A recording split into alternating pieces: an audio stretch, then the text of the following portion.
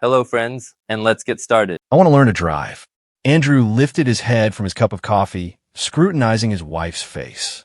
Lauren was sitting across from him, arms crossed, as if protecting herself from possible resentment. She had a slight smile on her lips, but there was tension in her eyes.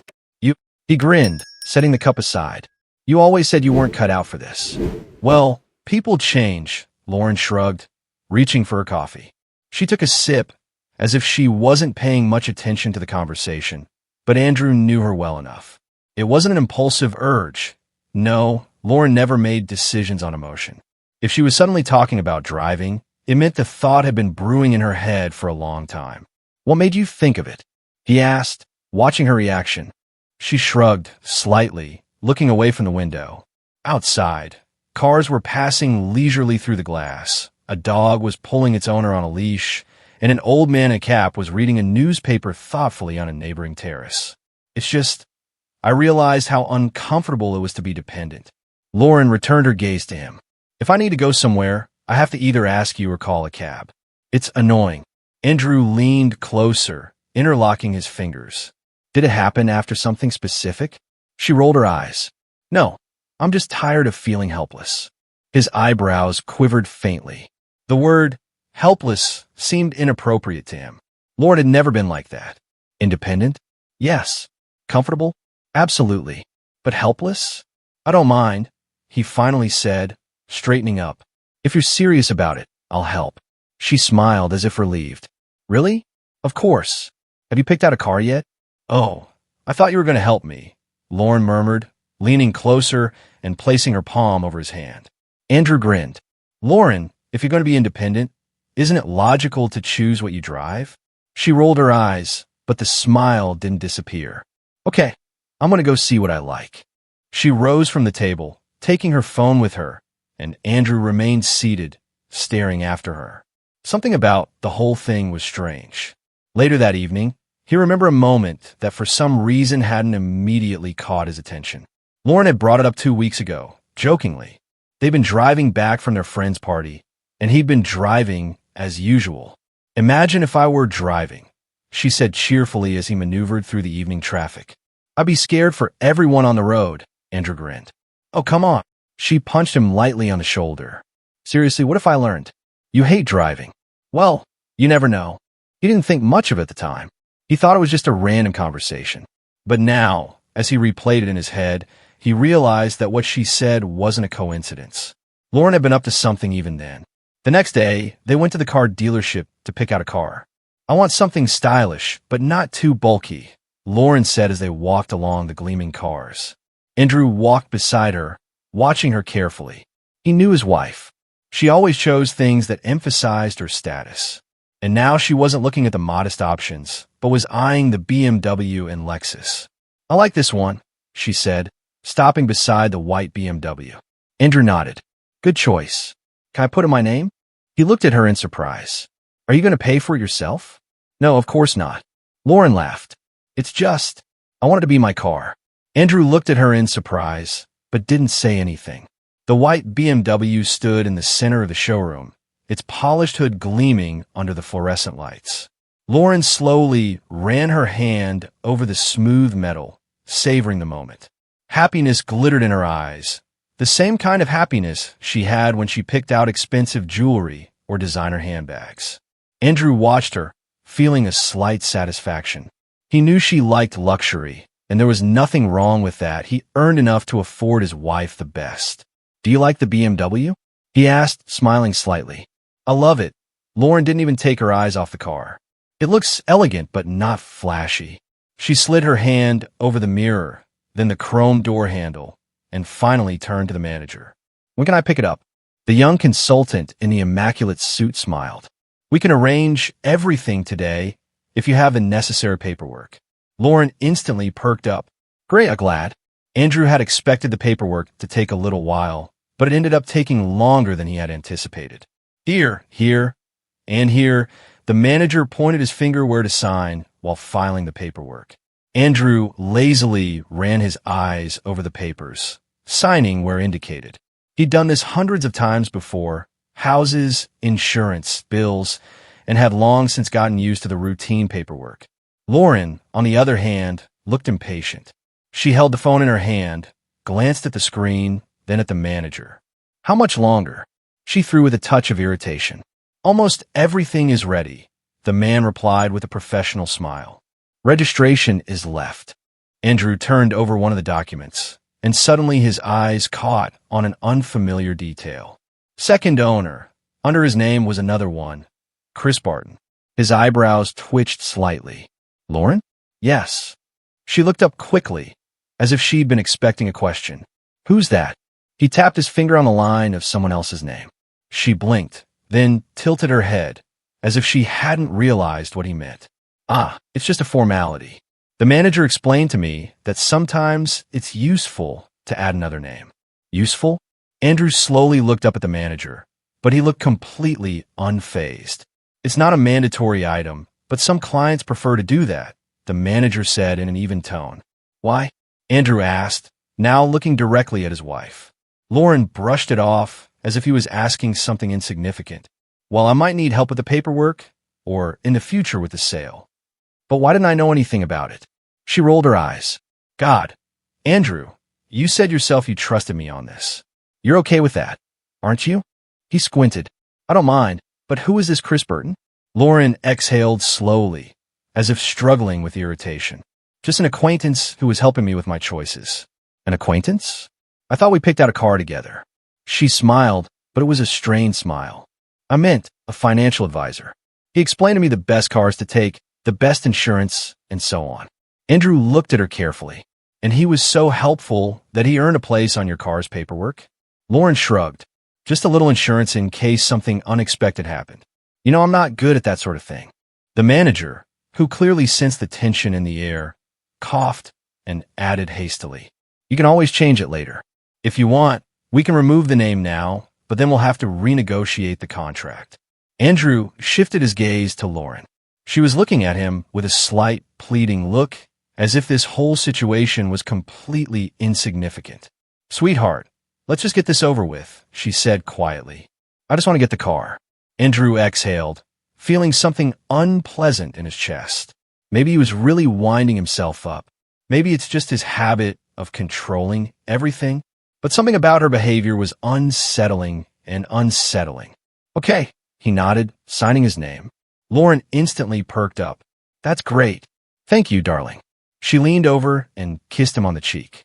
Andrew smiled, but felt a strange heaviness inside. When all the paperwork was done, Lauren took the keys and immediately announced, I'm going alone. Andrew blinked in surprise. Are you sure? You're not too confident at driving yet. That's why I need to start right away. Lauren laughed, patting him on the shoulder. I want to feel independent. I could follow you. Don't, she interrupted, quickly stashing her keys in her purse. It'll be fine. She gave him another peck on the cheek and turned on her heels and headed for the exit. Andrew glanced at her. Lauren stepped outside, saddled up in her new BMW, and without even a glance in his direction, drove quickly out of the parking lot. He stared after her. Andrew inhaled deeply and exhaled slowly. It had been a week since Lauren had gotten the car. Andrew had expected her to be cautious behind the wheel at first, but on the contrary, Lauren had quickly gotten the hang of it. Every day, she would take the BMW and, as she said, go off to practice. Today was such a cool lesson. She told me over dinner, pouring wine into glasses. The instructor said I had great skills. Really? Andrew smiled demurely. What's his name? Lauren froze for a split second, but then shrugged. I don't really remember. John? No, maybe James. Anyway, it doesn't matter. He looked at her intently. You don't remember the name of the man who teaches you every day? Well, yeah. Lauren smiled slightly, taking a sip of wine. I'm just more focused on driving than on his name. She lied. Andrew hadn't dwelled on her words before, but now that he knew about the oddities in the paperwork, any behavior of hers was questionable. Where exactly are the classes held? At the driving range, she said quickly. Which one? Lauren looked at him with slight irritation, as if he were pestering her with unnecessary questions. A regular indoor driving range. It's more important for me to learn how to drive than to memorize its name.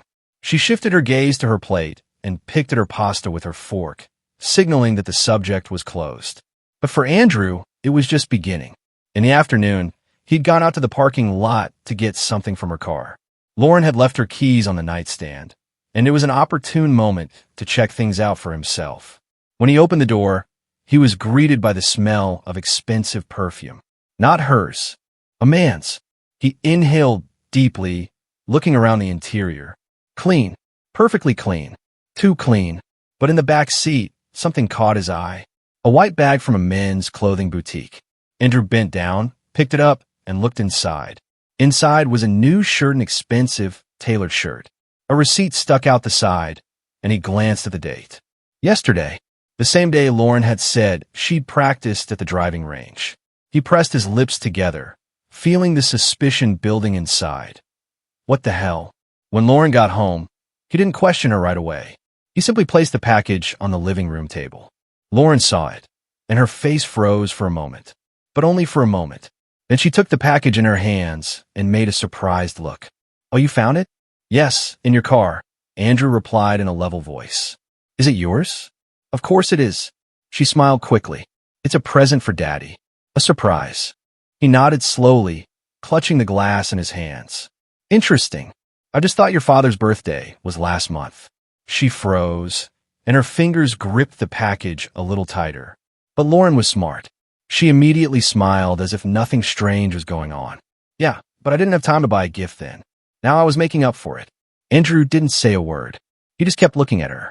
She was waiting for him to say something, try to get to the truth. But he didn't, because it was already clear to him that she was lying. Andrew wasn't the type to throw accusations around without proof. He's patient, thoughtful. When something didn't seem right to him, he waited. He watched. After he found a shirt in the car, he kept watching Lauren.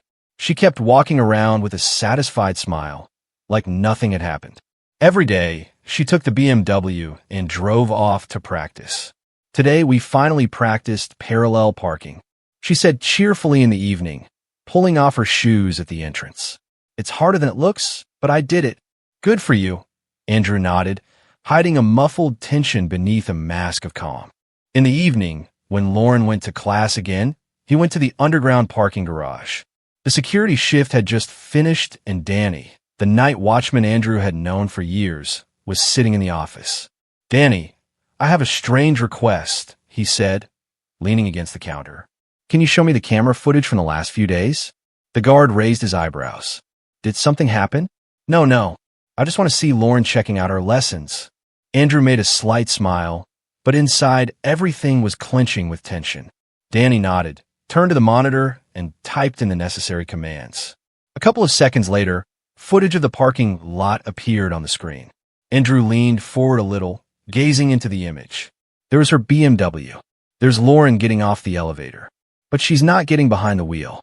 The driver's seat is already occupied. He saw the silhouette of the man behind the wheel. Tall, wearing an expensive jacket. Lauren opened the passenger door, got in and closed it, and then the car drove smoothly out of the parking lot. Andrew felt something cold spill inside his chest. She's just leaving. With him. He forced himself to breathe evenly. Can you pause for a moment? He asked quietly. Danny pressed the button. Andrew stared at the screen. He couldn't see the man's face. The camera was too high up, but he already knew exactly who it was. Chris Burton, the name he'd seen on the paperwork. The one who owned part of the car.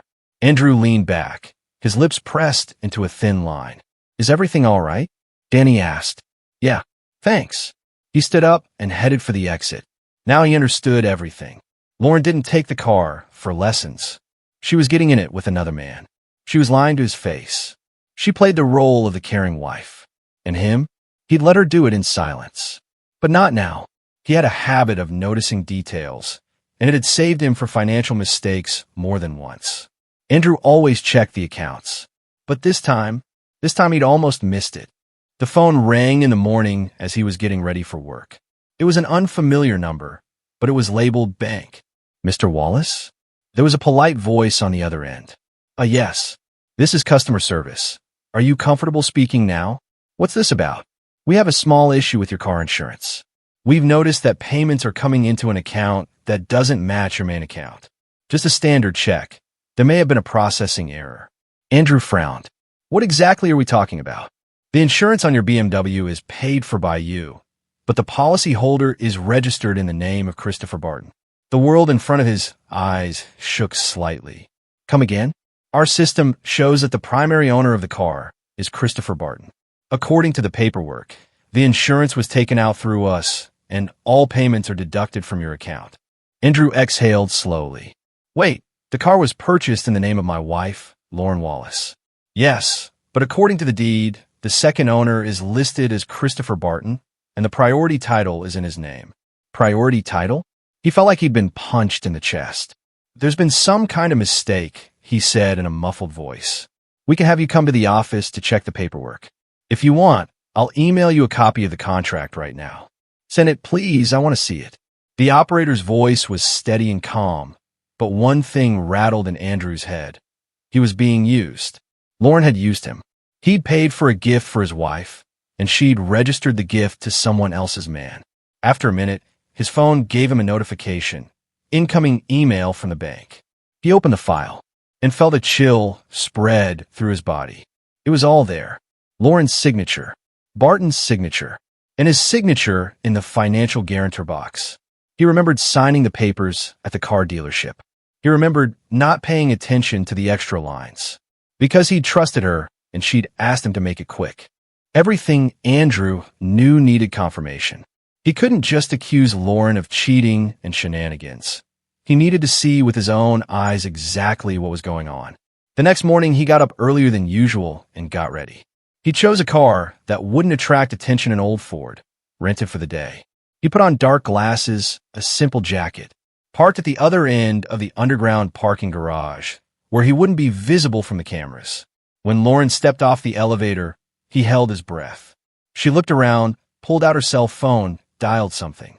A minute later, a white BMW came around the corner. He was behind the wheel. Chris Burton, tall, wiry, with impeccably styled hair and a relaxed confidence in his movements. Lauren quickly got into the car without turning around. Chris said something, and she laughed. Shit. He clutched the steering wheel, suppressing his anger, and slowly followed. But they didn't go to any driving range. 20 minutes later, the car turned toward a familiar place. A restaurant. Expensive, with tinted windows, chamber tables, perfect for those who wanted to go unnoticed. They parked, got out. Chris led Lauren inside, resting his hand lightly on her lower back. She didn't object. Andrew exhaled. Now he knew everything and understood what was going on. But he wasn't going to make a scene. He was going to make them realize for themselves how far they'd come. He gave them 10 minutes, just long enough for them to order wine, to relax, to make them feel safe. Then he got out of the car, walked slowly toward the restaurant. The room was quiet, soft instrumental music playing. The waiters moved smoothly, not disturbing the guests. When Andrew entered, he saw them at once. They were sitting at a corner table, almost hidden behind wine glasses. Lauren was saying something, looking into Chris's eyes, her fingers playing with the stem of the glass. He leaned closer, a slight smile on his lips. Intimacy. No shyness. No remorse or fear. Andrew approached. Calmly, without making any unnecessary movements, he sat down across from her. Lauren noticed him first.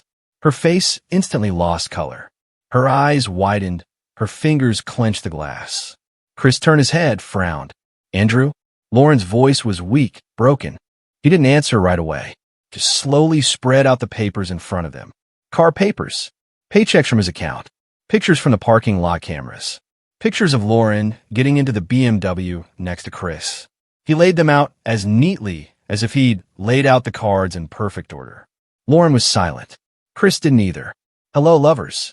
Choosing wine without me? Andrew asked quietly, his voice flat, emotionless.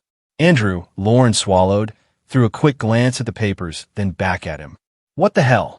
Chris made an attempt to take control of the situation, but his voice didn't sound as confident as he'd probably hoped. Andrew looked at him. I have the questions, not you. Sit in silence until I give you permission to talk, he said calmly with menace in his eyes. Chris fell silent. Andrew shifted his gaze to his wife. Tell me, Lauren. He leaned closer, interlocking his fingers, When exactly did you decide that I was such an idiot that I would pay for a strange man to drive my wife to restaurants? She trembled. Her lips trembled, but no words came out. Chris exhaled noisily, leaned back in his chair. Look, Andrew, it's not what you think it is. Andrew looked at him with a slight chuckle. Really? He tilted his head slightly. So go on then. Surprise me. Chris hesitated. We're just friends, he finally said. Andrew laughed. Calmly, slowly. Friends? He tapped his finger on the paperwork. Friends I buy cars for? Chris looked away. Lauren stared at the table as if trying to disappear. I paid for the car, but it's registered to him, Andrew continued. What do you call that? Taking care of a friend? Or is it manipulation? Lauren looked up slowly. She realized he had her cornered. Andrew, listen. No. You listen.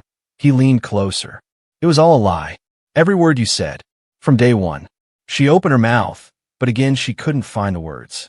Chris smoothed his hair nervously. What do you want, Andrew? He muttered. Andrew looked at him. You know, I thought I wanted to blow it all to hell. That I wanted to punch you and stomp you on this floor. He paused. But now I only want one thing. To watch you get out of all this shit without my money. Andrew rose slowly from his chair, and Lauren grabbed his arm in a panic. Wait. Her voice was shaky, but not from remorse. It was from fear. He looked down at her. There was no anger or pain in his eyes. Only coldness. For what? He asked quietly. She pressed her lips together, squeezing his wrist as if she could hold on. We need to talk. Andrew grinned, slowly releasing her hand. We? Talk. Lauren, when was the last time you told me the truth? Lauren opened her mouth, but Chris interrupted her. You act like you're the victim. His voice was steady, but his gaze betrayed concern. But maybe you just didn't see that your marriage had been cracking at the seams for a long time. Andrew looked at him as if he'd just spotted a mosquito on his sleeve. Had he? And when did that happen, Chris? Before I paid your car payment? Or when you started screwing my wife while I worked to provide a comfortable life for her? Chris clenched his jaw. You fucked it all up, Andrew. Did I? Andrew bowed his head, watching him curiously. Come on, tell me what I did wrong. Chris looked away. Come on, Chris, Andrew continued. Say out loud what you're best for her. Tell me you love her. Chris remained silent. Andrew grinned. You can't even say that, can you? Lauren squirmed with indignation. Andrew, stop it. Her voice was harsh, almost angry. He looked at her with slight surprise. Do I have to stop? He slowly leaned toward her. Lauren, you're the one who lied to my face. You're the one who convinced me you were learning to drive while you were fucking him and going out to restaurants. You're the one who put the car in his name and made me pay for it. And after all that, I'm the one who's supposed to stop? She pressed her lips together, her eyes glistening with tears. It's not like that. It's exactly like that. He cut her off. You just didn't expect me to reveal everything so quickly. She shook her head, but Andrew continued. Come on, tell me he's worth all this? She glanced at Chris. He didn't meet her gaze, just leaned back and took a sip of wine. Andrew nodded, as if he saw exactly what he wanted to see. I'm leaving, he said. But before I do, he held out his cell phone to her. Here's the lawyer's contact. I'll have the divorce papers for you by noon tomorrow. Will you sign them right away? Or am I in for more surprises? Lauren froze. Are you serious? Absolutely. Andrew nodded. She blinked, tears frozen on her lashes. You're just going to leave? Why? Did you expect me to forgive? I don't need a lying bitch like that. Lauren lowered her eyes. I thought. Exactly, you didn't. His voice was cold. And this is the result. You'll be left with a bare ass. He turned, heading for the exit. Chris exhaled and reached for his glass. But Andrew suddenly froze and turned around. Oh yeah, Chris, he smiled slightly. Good luck with the car payment. That's your concern now. Congratulations. Chris looked up sharply. What? I've already contacted the bank. Andrew shrugged. So all the installments now go through you. Chris turned pale. You can't. Chris, are you stupid? Did you think I was going to pay for your car? Lauren shifted her gaze from one to the other, but didn't intervene. Chris's face contorted with anger. You bastard. Andrew smiled. You're the bastard, and you know I'm not the one who fucked someone else's wife. He turned around and walked out, leaving them alone with their own shit. Their lesson was over. It had been 3 months since the divorce. Andrew didn't ask how Lauren was living now. He didn't care. Or at least he'd convinced himself he didn't. But the rumors were finding him. Saw your ex, a mutual acquaintance, Jason, had once told him as they sat at the bar. Andrew raised his eyebrows lazily. Jason took a sip of beer and shook his head. It looked lousy. Andrew didn't answer. Lauren did look lousy. After the divorce, Chris hadn't turned out to be the man she thought he was. Without Andrew's generous financial infusion, he quickly began to show his true colors. He couldn't make the payments on the car she'd registered to him. It was soon repossessed for non-payment. He couldn't afford the lavish lifestyle she was used to. Soon she had to move out of their cozy home and into a cheap rental apartment that Chris shared with a neighbor. He couldn't provide her with gifts, trips, restaurants, and every day their relationship became more strained. He was starting to get annoyed with her. She had him. And then, one morning, Chris just disappeared. He packed up his things, left, and didn't even leave a note. Friday night, Andrew heard a knock on the door. He opened it. Lauren stood on the doorstep. She had dark circles under her eyes. Her face was thin, and her hair was disheveled. She looked 10 years older. "Hi," she said quietly. Andrew leaned against the door jamb with his arms crossed. "Why are you here?" She didn't answer right away. "Can I come in?" "No." She swallowed, her lips trembling. I know what I've done," she whispered. He stared at her in silence. "I was a fool," she continued, barely lifting her eyes to his. "I thought that. I don't know what I thought." She tried to catch his gaze, but he wouldn't give her the chance. "I'm not asking you to forgive me." Her voice trembled. "It's just, can we at least talk?" Andrew was silent for a long time. Then he spoke. "Lauren, get out of here." She blinked and pressed her lips together, wiping her eyes with the palm of her hand. "Andrew, please." He shook his head. "Go away." Lauren opened her mouth as if she wanted to say something else, but he'd already closed the door in her face. Her choice had been made, and so was his. And that's where today's story ends. Thank you for watching to the end. If you enjoyed it, don't forget to like and comment. We'd love to discuss this story with you. See you in the next video.